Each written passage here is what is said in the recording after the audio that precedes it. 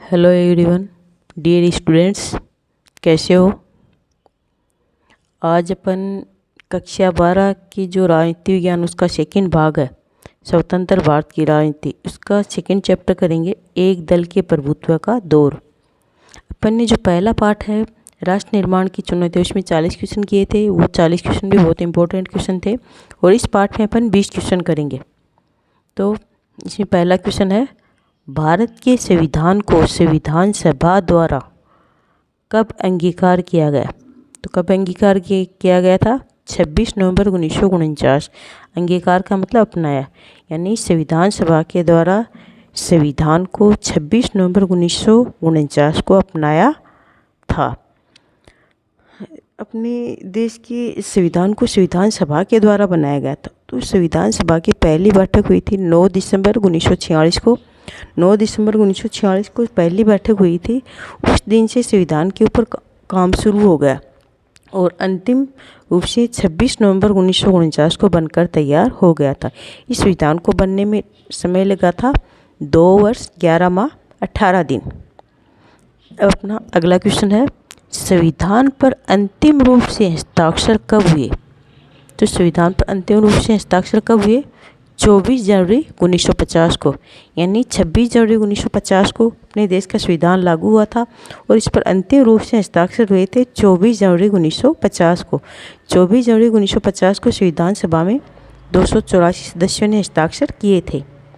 संविधान का निर्माण करने के लिए जो संविधान सभा बनाई थी, उस संविधान सभा में 389 सदस्य थे टोटल, और जब देश का विभाजन हुआ तब उसमें 299 सदस्य बचे थे और उस 299 सदस्यों में से जब इस पर अंतिम रूप से हस्ताक्षर हुए तब 284 सदस्यों ने हस्ताक्षर किए थे।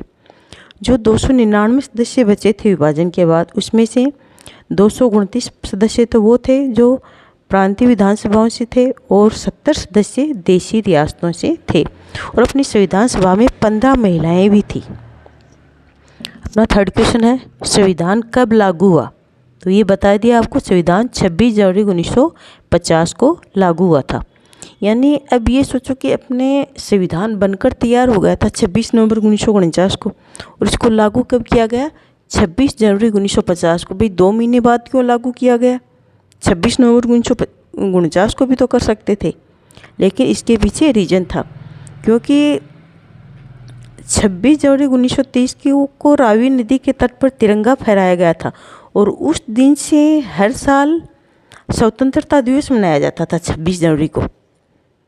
26 जनवरी को फिर अपना देश तो 15 अगस्त को आज़ाद हुआ था, 15 अगस्त को स्वतंत्र हुआ। अब 15 अगस्त को स्वतंत्रता मिली तो उसको 26 जनवरी तक इतना आगे तो अब बढ़ा नहीं सकते, क्योंकि बहुत मुश्किल से आज़ादी मिली थी। तो देश फिर 15 अगस्त 1947 को आज़ाद हुआ था। तो ये जो 26 जनवरी 1930 से रावी नदी के तट पर तिरंगा फहराया जा रहा है, उस दिन को स्वतंत्रता दिवस के रूप में मनाया जा रहा था। तो उस दिन को 26 जनवरी को चिरस्थायी बनाने के लिए, स्मरणीय बनाने के लिए फिर इस दिन अपने देश में संविधान को लागू किया गया कि ये हमेशा के लिए ये चीज़ यादगार बन जाए। तो इसलिए इसको 26 जनवरी 1950 को अपने देश के संविधान को लागू किया गया था। अब अपना अगला क्वेश्चन है, जब संविधान लागू हुआ तब देश का शासन किसके द्वारा चलाया जा रहा था। तो अपने देश का संविधान लागू हुआ 26 जनवरी 1950 को। देश का संविधान लागू हुआ, उसके बाद देश में चुनाव हुए, उसके बाद सरकार बनी। तो उससे पहले भी देश आज़ाद तो 15 अगस्त 1947 को हो गया था। तो अभी देश का शासन कौन चलाएगा? सरकार तो बनी नहीं था। तो देश का सरकार किसके द्वारा चलाया जा रहा था?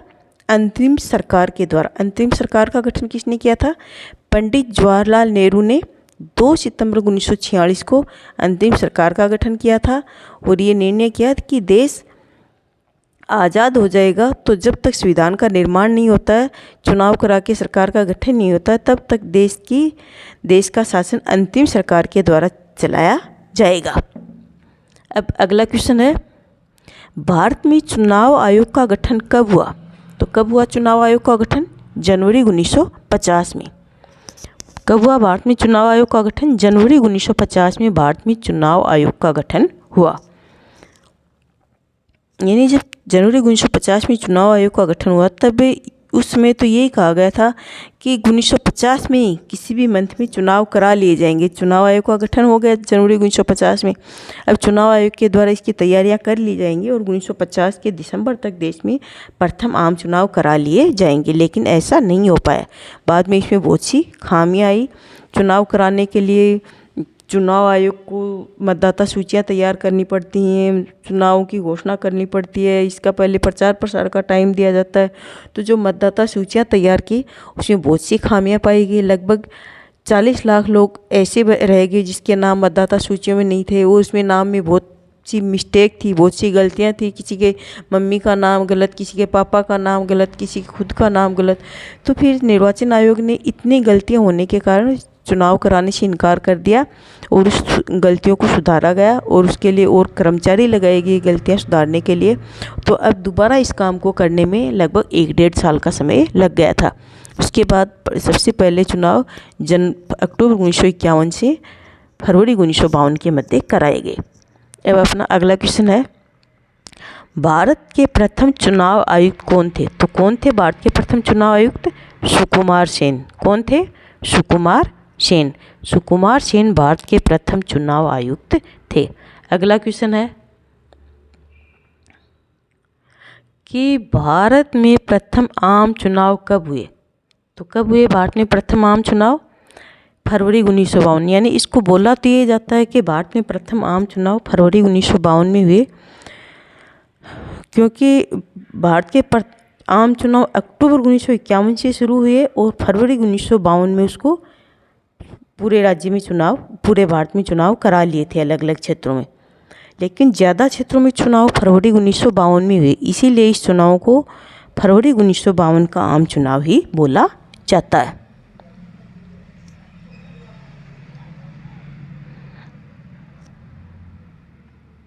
अब अपना अगला क्वेश्चन है,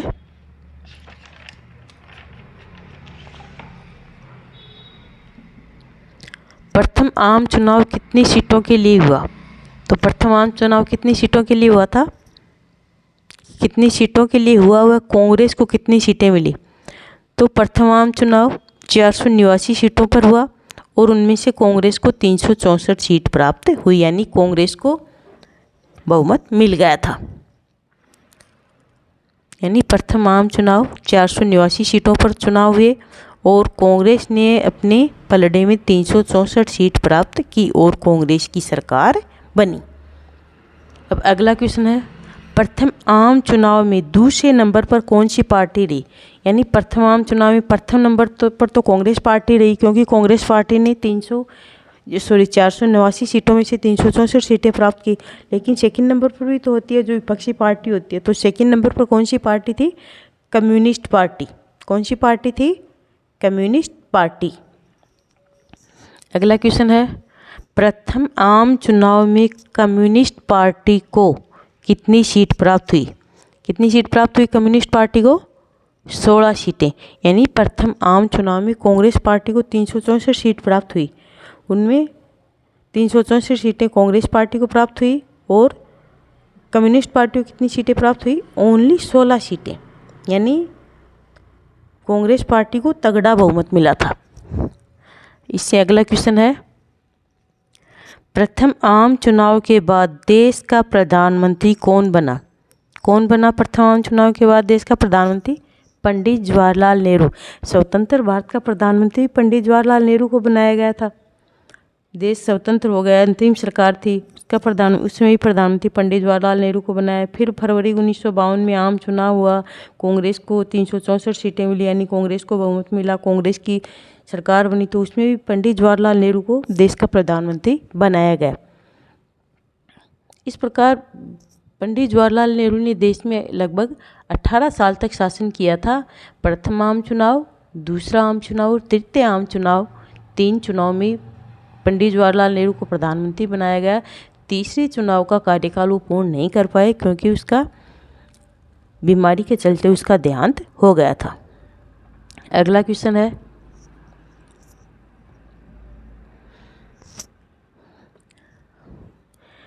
सबसे पहले भारत में कौन से राज्य में विपक्षी पार्टी की सरकार बनी? यानी भारत में कांग्रेस पार्टी की सरकार बनी थी, लगभग केंद्र और राज्य में कांग्रेस पार्टी की सरकार बनी थी, कांग्रेस ने अपनी सरकार बनाई थी। लेकिन एक राज्य ऐसा है जिसमें कांग्रेस की विपक्षी पर सरकार भी बनी थी, तो वो राज्य कौन सा? केरल में। कौन सा राज्य? केरल। 1957 का द्वितीय आम चुनाव 1957 का, उसमें केरल राज्य में कांग्रेस की विपक्षी पार्टी की सरकार बनी थी। कौन सी पार्टी ने बनाई थी वो सरकार? कम्युनिस्ट पार्टी ने। किसने बनाई थी? कम्युनिस्ट पार्टी ने। कम्युनिस्ट पार्टी की अगुवाई में गठबंधन सरकार बनी थी केरल में, और उसके विरोध में फिर वहाँ पे राष्ट्रीय शासन भी लागू कर दिया था। अब अपना अगला क्वेश्चन है, कांग्रेस का गठन कब हुआ? क्या है? कांग्रेस का गठन कब हुआ? तो 28 दिसंबर 1985 को। कब हुआ कांग्रेस का गठन? 28 दिसंबर 1985 को कांग्रेस का गठन हुआ था। अगला क्वेश्चन है, भारतीय कम्युनिस्ट पार्टी के प्रमुख नेताओं के नाम लिखो। यानी जो कम्युनिस्ट पार्टी थी, जो सेकंड नंबर पर पार्टी थी, उसके प्रमुख नेताओं के नाम। तो प्रमुख नेता कौन कौन से थे इसमें? A.K. गोपालन, S.A. Dange, E.M.S. नंबूरीपाद, P.C. Joshi, Ajay Ghosh और P. सुदरिया। अब अगला क्वेश्चन है, भारतीय जनसंघ पार्टी का गठन कब हुआ? तो कब हुआ भारतीय जनसंघ पार्टी का गठन? 1951 में। कौन थे जनसंघ पार्टी के संस्थापक? श्यामा प्रसाद मुखर्जी। जनसंघ पार्टी के संस्थापक कौन थे? श्यामा प्रसाद मुखर्जी। अब अगला क्वेश्चन है, सन 1952 में लोकसभा चुनाव में जनसंघ पार्टी को कितनी सीटें प्राप्त हुई? तो कितनी सीटें प्राप्त हुई? 3 सीटें, क्योंकि सेकंड नंबर पर तो कम्युनिस्ट पार्टी थी, उसको 16 सीट प्राप्त हुई थी, और जनसंघ पार्टी को ओनली 3 सीटें प्राप्त हुई थी। अब अगला क्वेश्चन है, जनसंघ पार्टी के प्रमुख नेताओं के नाम लिखो। तो जनसंघ पार्टी प्रमुख नेता, इसके प्रमुख संस्थापक तो वो थे श्यामा प्रसाद मुखर्जी, इसके अलावा दीनदयाल उपाध्याय व बलराज मधोक। अब 19 का क्वेश्चन है, कांग्रेस सोशलिस्ट पार्टी का गठन किसने किया? किसने किया? आचार्य नरेंद्र देव। यानी जो भारतीय राष्ट्रीय कांग्रेस पार्टी, उसी के अंदर जो युवा नेता थे, युवा थे, उस युवाओं ने मिलकर के अपनी एक टोली बनाई, अपना एक समूह बनाया, उन्होंने एक नई पार्टी बनाई। उस पार्टी का नाम था कांग्रेस सोशलिस्ट पार्टी। इसके बाद अपना अगला क्वेश्चन है,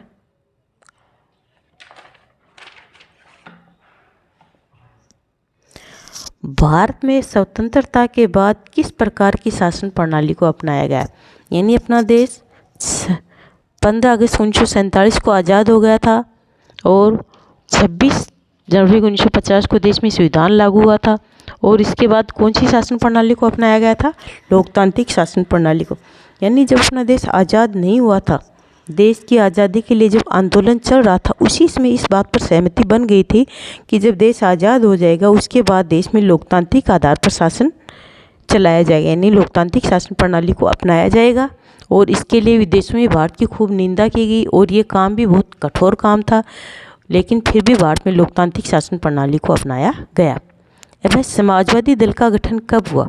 कब हुआ समाजवादी दल का गठन? 1934 में। अब अगला क्वेश्चन है, सन 1959 में केंद्र सरकार द्वारा अनुच्छेद 356 का प्रयोग क्यों व कौन से राज्य में किया गया? तो सन 1959 में केंद्र सरकार के द्वारा सबसे पहले अनुच्छेद 356 का प्रयोग किया गया। अनुच्छेद 356 का प्रयोग कब करते हैं?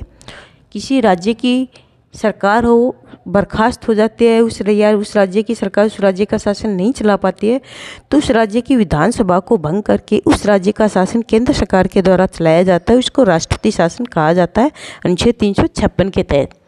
तो सबसे पहले अनुच्छेद 356 का यानी राष्ट्रीय शासन केरल राज्य में लगाया गया था। कहाँ लगाया था? केरल राज्य में।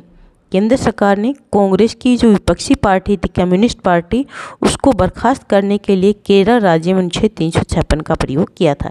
यानी मैंने अभी बताया आपको कि सबसे पहले कांग्रेस की विपक्षी पार्टी कौन से राज्य में आई थी? तो केरल राज्य में आई थी। तो केरल में जो विपक्षी पार्टी आई थी, उस विपक्षी पार्टी को बर्खास्त करने के लिए कांग्रेस सरकार ने केरल में अनुच्छेद 356 का प्रयोग किया और वहाँ की सरकार को भंग कर दिया गया, विधानसभा को भंग कर दिया गया और वहाँ का शासन केंद्र सरकार के द्वारा चलाया गया। तो स्टूडेंट्स, अपन ने 22 क्वेश्चन किए हैं और ये सभी 22 क्वेश्चन बहुत इंपॉर्टेंट क्वेश्चन हैं और इन सभी क्वेश्चनों को बहुत अच्छे से याद करना है। इस पाठ में लगभग पूरे पाठ की जो जो मेन चीज़ें वो आ जाती हैं, इनको आप एकदम 2-3 बार पढ़ोगे ढंग से तो ये इससे आपको बहुत कुछ समझ में आ जाएगा।